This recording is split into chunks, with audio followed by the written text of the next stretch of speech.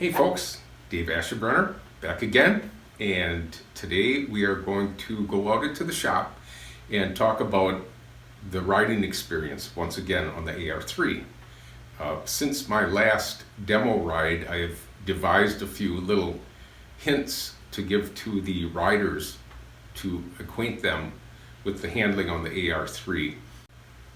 We just had a great review through Gary Solomon's LaidBack Bike report by Larry Varney, who had done a short review. He normally lives with the bike a little bit longer, but circumstances dictated that he could only have the bike for a few days. And we have some great feedback from this. We're shipping a bike over to Australia. We're getting requests from all over the world right now, people that want to demo it. So what I'm going to do today is we're going to go out in the shop and I'm going to describe it again, and sort of from what I've learned by demoing it to a lot of people, some of the little tips and tricks that I can tell them about it. Unfortunately, I've gotten so accustomed to riding it that it's second nature to me, so I kind of have a hard time telling people about the experience as they're learning to ride it. Like a bicycle, and if you remember the first time you got on two wheels, not everybody gets it right away. Some people do, some people don't, but that's okay. This is like a bicycle, so I understand that, and as long as everybody else does, we're going to keep coming up with new ways to describe what the experience is on the AR3 to give you a little bit better idea, so that if we don't get a demo out to you, you'll have a little better idea of what the feel is on the AR3. So we're heading out to the shop. See you out there. Hey folks, Dave Asherbrenner here, and today we're going on a virtual ride together. We're out in my shop, and I thought I'd explain a few things about the AR3. Having more experience at going on demos, teaching people how to ride the AR3 who have never been on it before has been a real mixed bag. It's there really isn't any one thing to tell everyone where everyone understands it or understands it the same way. When you ride the AR3 at a demo ride, you have a kind of a first impression, and that can be a mixed bag. Some people catch on right away, and some people, I can feel a little frustration, and I share that frustration because when I tell someone, when you get on it, do this, and I think once they get on it and they start riding it, they forget everything that I said. It's like they're in the motion of doing it, and the excitement of the ride, I think they are challenged by it, and all of a sudden everything I told them goes out the window. Not everyone, but some people understand it immediately. They kind of get the feel for it, and there's so many different ways to explain it that I thought I'd give it one more shot, because we can't be everywhere that everyone wants us to be to do a demo ride, especially now these days. So I'd like to explain to you in another way of what the experience riding an AR3 is, and this is how we're going to do it. First of all, some people have trouble getting off and on the AR3.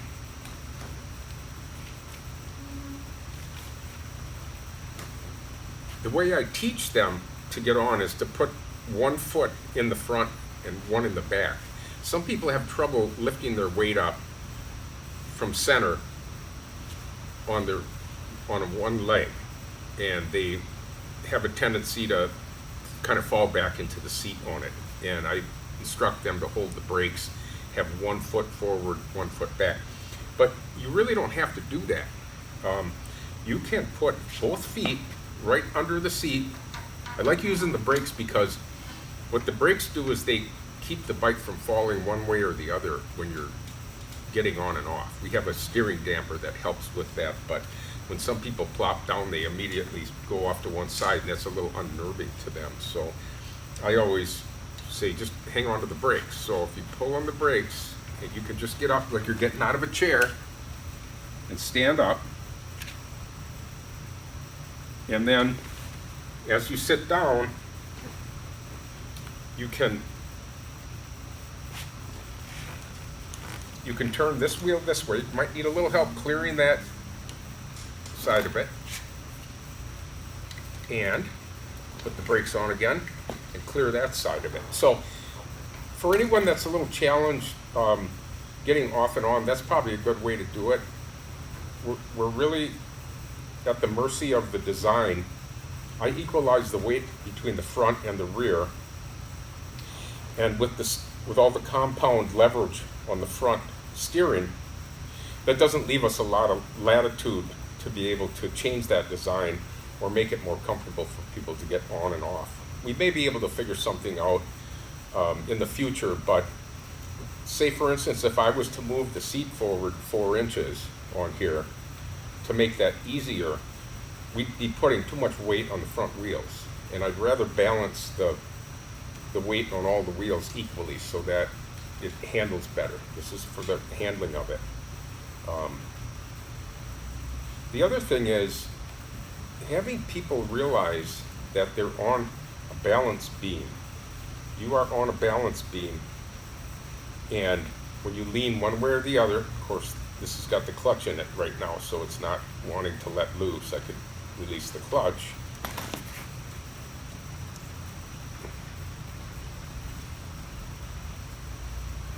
Okay, and it'll more freely turn back and forth on the clutch. So you're on a balance beam, and you're really at the mercy of your gravity on this.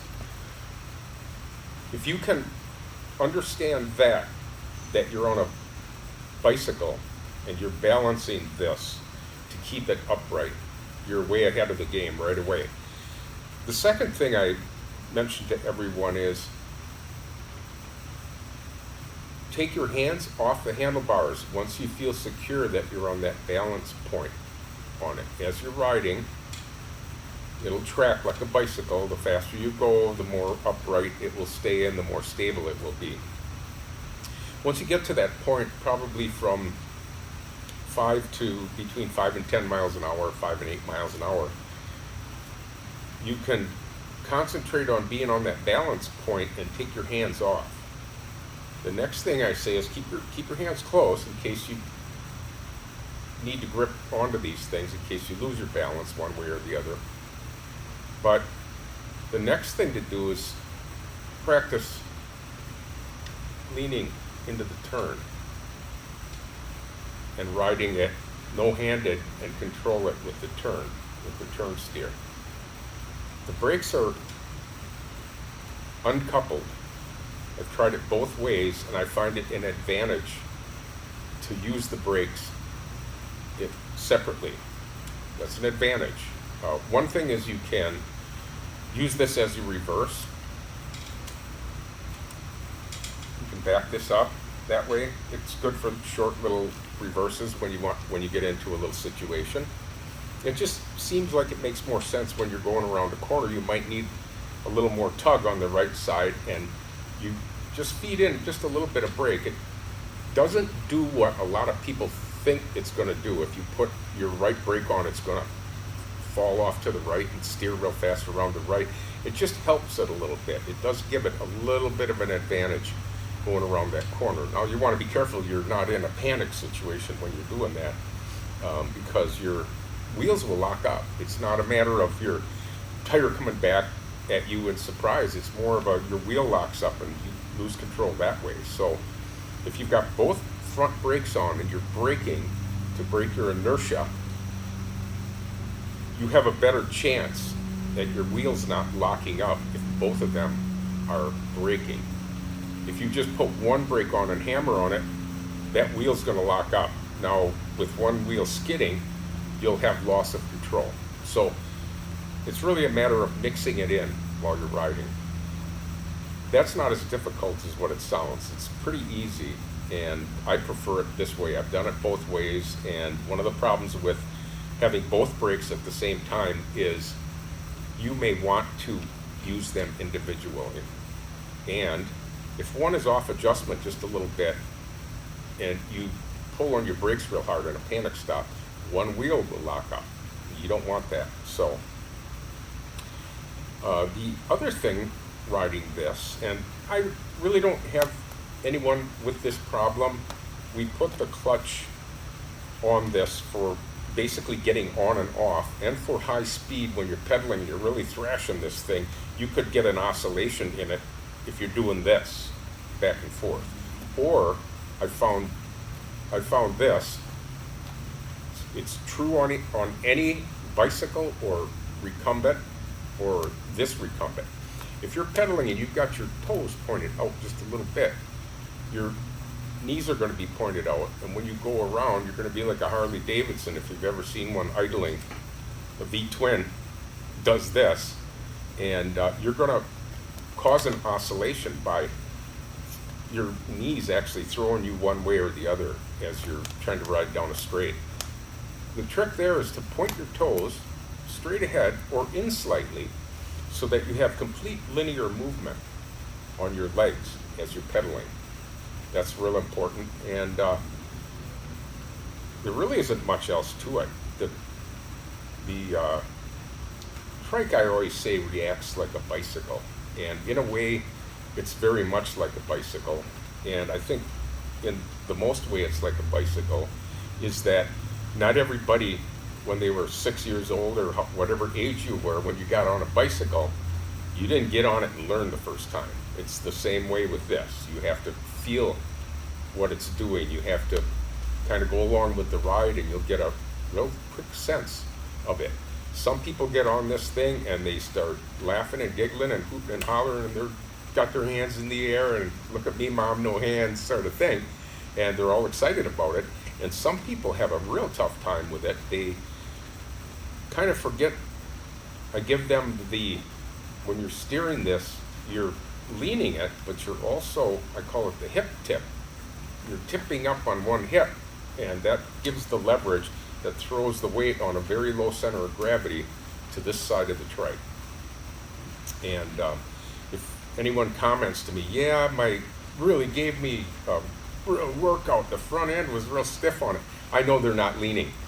And I've seen this, I've videotaped people, they'll go like this and they'll lean the other way to not have the discomfort of feeling like they're falling into the corners.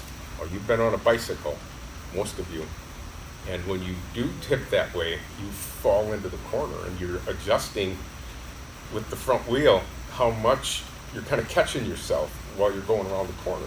This is no different than that. You're basically leading with your lean, and then you're kind of catching it with your handlebars. And there'll be times when you want to make a real sharp corner going real fast, and you will have to feed in. You will have to feed in a lot of steering on it. And the way I found that is that if you use your inside bar and you pull, you can see, I'm going to pull on both of them so you can see what it's doing to my body here. If you pull in on the inside handlebar and up just a little bit, you see my shoulder kind of clenching, it actually pulls you over into the turn. So if you're coming into that corner, you learn to use that inside arm to control that turn, and it pulls you into it, and it's really simplifies it. You don't even have to think about it. In fact, one of the problems I have is I don't have to think about it anymore, so it's very difficult for me to tell someone exactly how to do it, and especially not knowing what's going on in their head, whether they're feeling insecure about falling into the corner too far or whether they're fighting the handlebars. Usually they'll comment to me, this thing, I'm fighting it all the way, and I'm like, you're not leaning. You gotta lean. It's like anything else, you're on a bicycle. So you're just rotating that center, you're on a center beam. You're just rotating that beam while you're going down the road, and you're kind of catching it with the wheels. catching that fall with the wheels. And last but not least, people that feel that they can't get up from this position where they get into a lean or they get into a situation like this, and they have to fight the handlebars real hard to push. I don't know if it's my weight or just the fact that I've been seasoned or programmed like this, but I don't have to fight this. What I do is I lean and push and pull at the same time, and that did not take any effort on my part at all. You can hear it in my voice. I'm not grunting or groaning or anything. This is actually pretty easy, what I'm doing right now. So I think a lot of that is perception. I think people have that feeling that they're falling, or it's kind of an insecure feeling if you're not used to it or you don't know what to expect.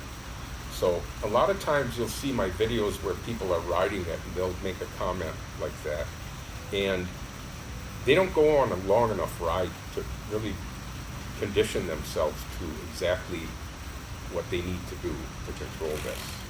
And it's no fault of their own.